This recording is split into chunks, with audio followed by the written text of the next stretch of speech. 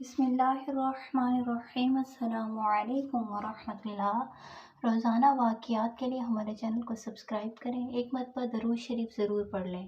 حضرت ابن عباس رضی اللہ عنہ سے روایت ہے کہ ملک شام میں ایک یہودی رہتا تھا۔ وہ ہفتے کے دن تورات کی تلاوت کیا کرتا تھا۔ ایک دفعہ تورات کھولی تو اس میں 4 مقام پر حضرت صلی اللہ علیہ وسلم کی تعریف و توصیف دیکھی۔ یہودی نے وہ جگہ کاٹ کر جلا دی۔ اگلے ہفتے پھر تورات کھولی تو 8 جگہوں پر حضور صلی اللہ علیہ وسلم کی نعت و وصف کا ذکر پایا۔ اس نے یہاں سے بھی کاٹ کر جلایا۔ تیسرے ہفتے تورات کھولی تو یہی تذکرہ کئی مرتبہ موجود پایا۔ یہودی سوچنے لگا کہ اگر میں یوں ہی کرتا رہا تو ساری کی ساری تورات تو اس تذکرے سے پر ہو جائے گی۔ اپنے ساتھیوں سے کہنے لگا کہ محمد صلی اللہ علیہ وسلم کون ہے؟ انہوں نے جواب دیا کہ تمہارے لیے بہتر ہے کہ نہ تو اسے دیکھو اور نہ وہ تمہیں دیکھے۔ یہودی کہنے لگا کہ تورات کی قسم، مجھے اس کی زیارت سے نہ روکو۔ بس ساتھیوں نے اجازت دے دی اور وہ اپنی سواری پر سوار ہو کر منزل بمنزل چلتا رہا۔ مدینہ منورہ کے قریب پہنچا تو نہایت خوبصورت درویش سلمان فارسی رضی اللہ عنہ سے ملاقات ہوئی۔ ان کے حسن کو دیکھ کر سمجھا کہ یہی محمد صلی اللہ علیہ وآلہ وسلم ہے۔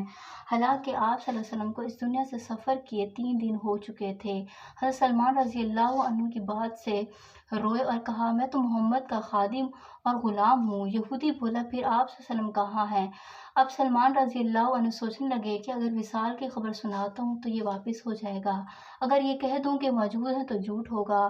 آخر کار سلمان رضی اللہ عنہ نے یہودی سے کہنے لگا کہ میں تجھے حضور پاک صلی اللہ علیہ وسلم کے صحابہ رضی اللہ عنہ کے پاس لے چلتا ہوں۔ مسجد میں آئے تو صحابہ رضی اللہ عنہ نے سب کے غم کی تصویر بنے ہوئے تھے۔ یہودی نے یہ سمجھ کر کہ محمد صلی اللہ علیہ وسلم ان میں موجود ہوں گے، السلام علیکم یا محمد کا کلمہ کہا، جس سے تمام صحابہ رضی اللہ عنہ میں ایک احرام مچ گیا اور سب آہو بکا کرنے لگے اور یہودی سے پوچھنے لگے کہ تو کون ہے جس نے ہمارا غم تازہ کر دیا؟ یہ تو کوئی اجنبی معلوم ہوتا ہے اور شاید تجھے معلوم نہیں کہ حضور صلی اللہ علیہ وسلم کا 3 دن پہلے وصال ہو چکا ہے۔ یہ سن کر وہ یہودی چیخنے لگا کہ ہے میرا غم، میری سفر کی ناکامی، اور اے کاش میری ماں نے مجھے جنا ہی نہ ہوتا، اے کاش مجھے اگر جنا تھا تو میں تورات نہ پڑھتا، اگر وہ بھی میں نے پڑھی تھی تو کاش صلی اللہ علیہ وسلم کی تعریف و توصیف پر نظر نہ پڑتی، اگر یہ بھی ہو گیا تھا تو مجھے صلی اللہ علیہ وسلم کی زیارت نصیب ہو جاتی۔ پھر کہنے لگا کہ کیا یہاں حضرت علی موجود ہیں؟ مجھے حضور صلی اللہ علیہ وسلم کے اوصاف اور حلیہ مبارک کا تعارف کرائیں۔ حضرت علی آگے بڑھے اور فرمایا، میرا نام علی ہے۔ یہودی بولا، میں نے تیرا نام بھی تورات میں دیکھا ہے۔ حضرت علی رضی اللہ عنہ نے حضور پاک صلی اللہ علیہ وسلم کا حلیہ بیان کرنا شروع کیا کہ آپ صلی اللہ علیہ وسلم نے حد سے زیادہ لمبے اور نہ زیادہ چھوٹے تھے، سر مبارک گول تھا، پیشانی کشادہ تھی اور آنکھوں کا رنگ خوب سیاہ تھا۔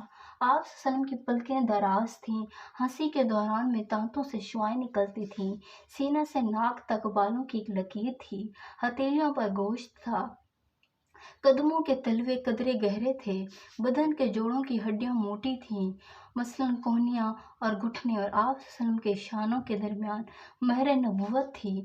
یہودی کہنے لگا، علی رضی اللہ عنہ، تو نے جو کچھ بتایا سچ بتایا۔ تورات میں آپ صلی اللہ علیہ وسلم کی تعریف و توصیف اسی طرح موجود ہے۔